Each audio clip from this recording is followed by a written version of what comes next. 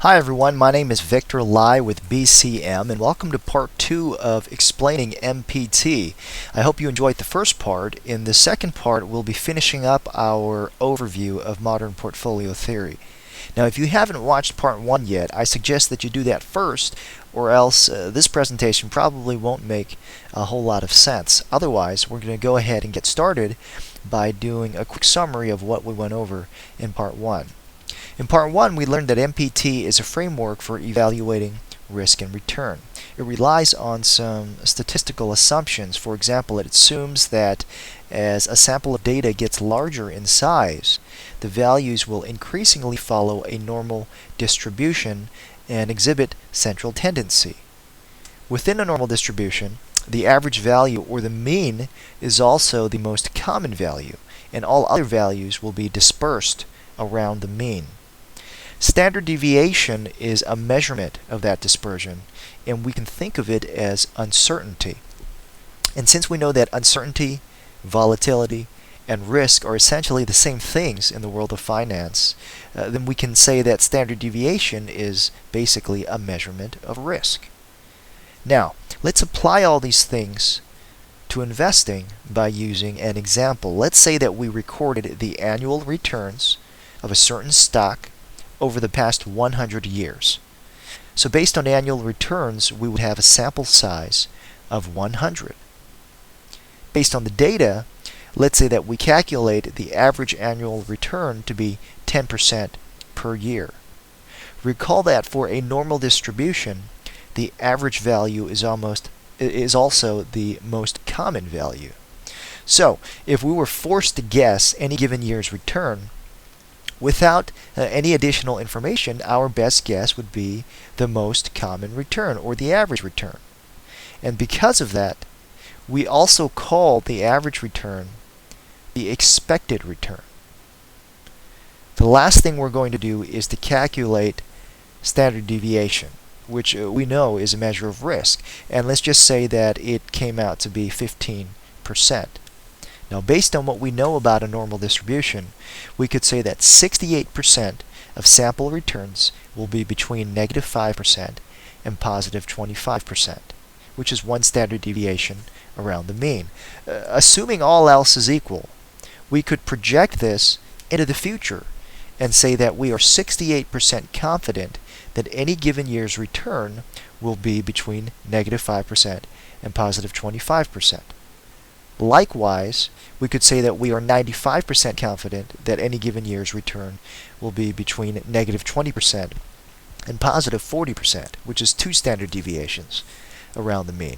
And we could keep on going, getting closer and closer to 100% confidence. Now, of course, what is true for a normal distribution is not always going to be true in reality, because returns don't always conform to a normal distribution, which is in fact one of the primary criticisms of MPT. And while that may be true, we have to keep in mind that the purpose of MPT is not to make precise predictions. Rather, it is used to help us understand how different asset classes have generally behaved over time, to help us establish reasonable expectations. So with that in mind, we could go ahead and repeat the same exercise for a bunch of different asset classes, for example, stocks, bonds, real estate, and so forth. And by calculating the expected return and standard deviation for each, we develop capital market expectations. In other words, we develop assumptions about the risk and return characteristics of these different asset classes. The table on the left shows this with some hypothetical risk and return values for a number of asset classes in annual terms. The chart on the right shows us the same thing simply by plotting return over risk. That is, it plots return on the vertical axis and risk on the horizontal axis. So something that is high in return and high in risk, such as stocks, would plot up and to the right. Something that is low in return and low in risk would plot down and to the left, such as cash. Now, in addition to risk and return that's shown here, there's actually one more capital market expectation that is not shown here, and it is very important. It's called correlation. Correlation measures how two things move relative to one another. That's shown by the arrows on the left. For example, stocks like Microsoft and Oracle are very likely to move up and down at the same times. Unless there's something specific happening to just one company, the two are going to move in tandem. In other words, the two stocks have positive correlation.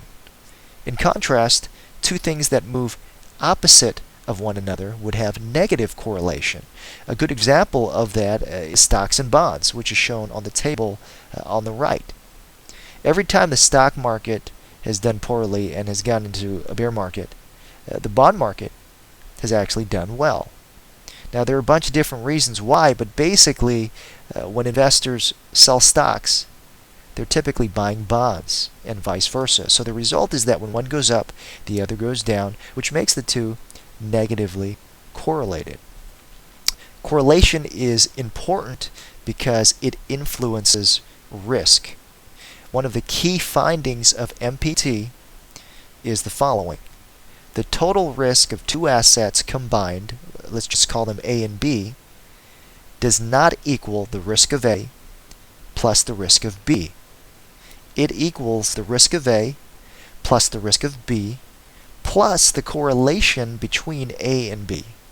And since we know that correlation can be positive or negative, that means correlation can increase or decrease a portfolio's total risk. This is one of those rare occasions when 1 plus 1 does not equal 2. The lesson is that by combining low or negatively correlated assets, we can lower total portfolio risk and thereby manipulate the risk and return relationship to work in our favor. And that's very important.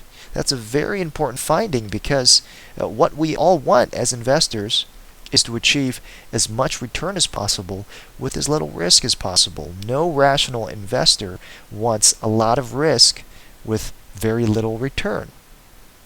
Correlation allows us to tilt the risk and return relationship in our favor. Now, as we saw in the previous slide, there are more than just two asset classes.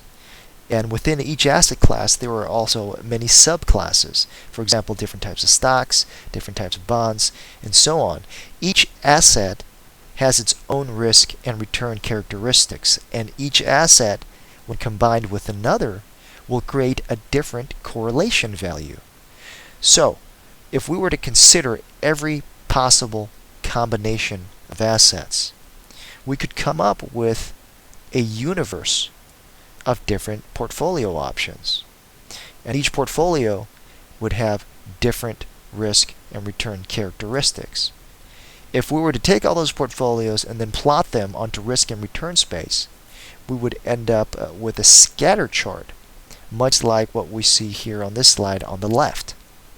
The vertical axis measures return, the horizontal axis measures risk, and each red dot represents a different portfolio with its own risk and return. The chart on the right shows us the same thing with the addition of a minimum variance frontier, which is shown as the blue line. That blue line represents the portfolios that have the lowest levels of risk for their given levels of return. The lowest levels of risk for their given levels of return. For example, look at the green dot. At that level of return, there is no other portfolio that has less risk than the green dot. In other words, at return Y, there is no other portfolio that lies to the left of risk X. But if we look at the chart again, we can see that no one would want the green portfolio, because for less risk and more return, we could have the blue portfolio. In fact, any portfolio above and to the left of the green one would have more return and less risk. Looking at the minimum variance frontier one last time, we can see that the portfolios that lie in between the two blue portfolios, the two blue dots, those portfolios will have the highest levels of return for their given levels of risk. they will have the highest levels of return for their given levels of risk. These are known as efficient portfolios, and this portion of the minimum variance frontier is known as the efficient frontier. And the takeaway is that as rational investors, we should only want efficient portfolios, because any other portfolio would have an inferior risk and return relationship. In other words, it would either have more risk than it needs to, or less return than we could get. The process of doing this kind of analysis and identifying the efficient frontier and the efficient portfolios is called mean variance analysis, or more commonly, portfolio optimization.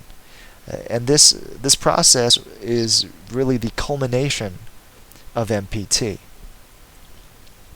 Now, after doing all of the portfolio optimization, the outcome, would be something like we see on this next slide, which is a broadly and properly diversified portfolio. And this brings me to the last point. The conventional understanding of diversification is to simply spread out investments across many different holdings. But blindly spreading assets out is not diversification. We could spread a portfolio across every single stock out there, but at the end of the day, we would still only have stocks. And the positive correlation among those stocks would increase risk and decrease portfolio efficiency. Proper diversification is combining the right assets in the right proportions with the goal of manipulating risk and return to work in our favor as much as possible. And that can only be done by using the principles of MPT to evaluate risk, return, and correlation. The process of properly managing a diversified portfolio is commonly known as asset allocation. So, when all is said and done, modern portfolio theory is really like a logical framework for achieving proper diversification. And in fact, MPT is actually the mathematical interpretation of how diversification is supposed to work. So this concludes our overview of modern portfolio theory. Thank you for watching the presentation, and I hope that you enjoyed it. If you did, please visit BCM's website at bellwethercm.com. Click on the contact page and check out the social media links. Please follow, share, like, and subscribe to the content. And if you or anyone you know has questions or needs help with investing, then please feel free to contact me. Otherwise, thanks again for watching, and please stay tuned for some important disclosures.